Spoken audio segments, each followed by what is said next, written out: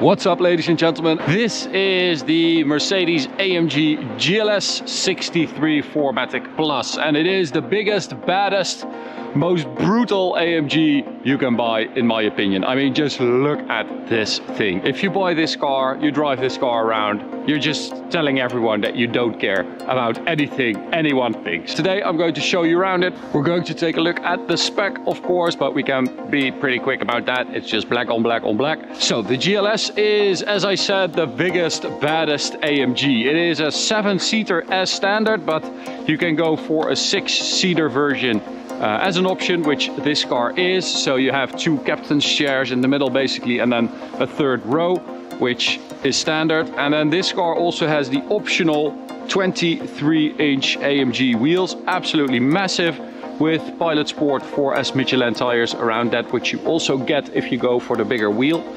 400mm AMG steel brakes behind that to stop this 2.5 ton, just over 2.5 ton car.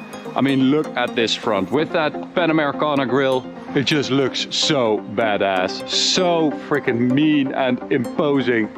Big air intakes here as well in the grille with radiators behind that. And of course, this Panamericana grille on this car is even more aggressive and angry than it normally is on other AMGs. So the 4MATIC Plus is unlike, you know, on the E63S where you've got drift mode.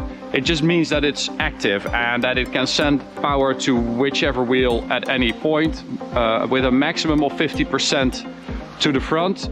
So it is normally basically a rear wheel driven car, and then when it needs to, it can send up to 50% to the front. So it also has an electronic limited slip diff at the rear as standard, the AMG. We've got active suspension, active damping, active engine mounts, active anti-roll bars, all to stop the car from rolling too much and to control that weight in the corners, and all that stuff basically stiffens up in the corners so the car doesn't roll too much.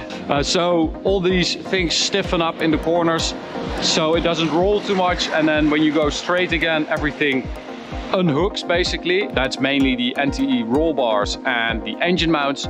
So when you go straight, it unhooks, it relaxes, and it absorbs everything again. So it's a really smart system.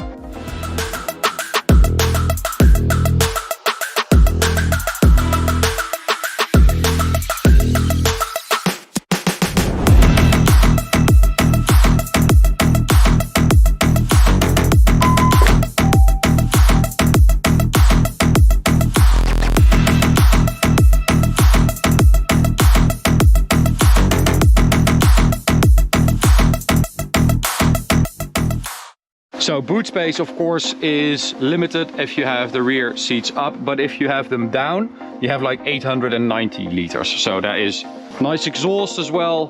AMG in black, of course, part of the bumper. It's not the real exhaust, basically.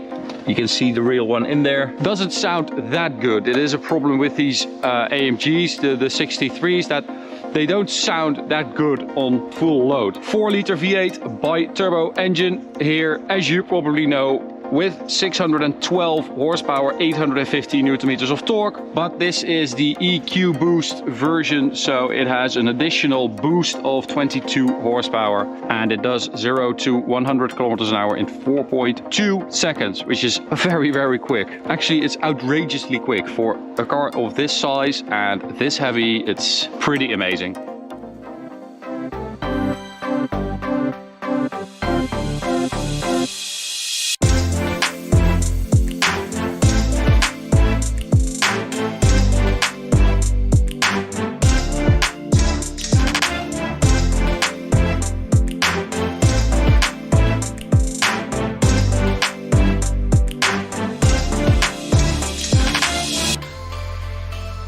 Show you guys the rear seats. So as I said, we've got these captain's chairs basically, so you can sit with 4 adults. Very, very spacious, this. And then you've got the 2 rear seats for kids basically, but this is 4 adults plus 2 kids easily. And then you do, of course, sacrifice your boot space So interior wise, they absolutely nailed this. So I think the Mercedes GLE and GLS interiors are so good because they feel like a true SUV inside. You sit in it, not on top of it. You have this high center console, which I think is a key thing in SUVs, and you have a high dash. So you sit here and you feel like you've got that massive bonnet in front of you, which is very high, and then you have your armrest here, you have your handles here. It just is a very, very nice interior. I really like it. This car also has the Burmester audio carbon fiber trim, and of course we've got the 2-screen setup, which after I don't know how many years, I still find utterly used to use. I know where everything is, I know how everything works, but still after all these years, still don't like it. That's it. We've got a massive panoramic roof as well, which we've got closed for the most part because of the weather. As you can see, it is 45 degrees outside, so it is really, really hot. So the starter motor is also part of that mild hybrid 48-volt stuff. So it's super, super quiet, and you can also use the coasting, and it basically decouples the entire drivetrain, and you're just gliding, sailing to save fuel.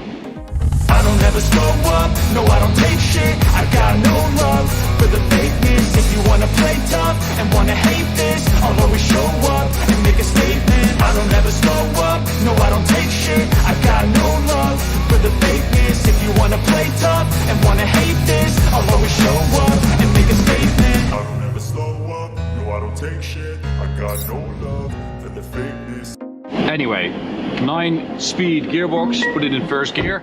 Alrighty, so let's take it for a drive towards the Autobahn and see what it feels like, because we don't really need a twisty road to make this car shine. It is at its best when you're not extracting everything from it. When you just leave it in comfort, maybe open the exhaust, of course that is nice, and you just have that V8 with that incredibly comfortable air suspension, even though we've got these 23-inch massive wheels.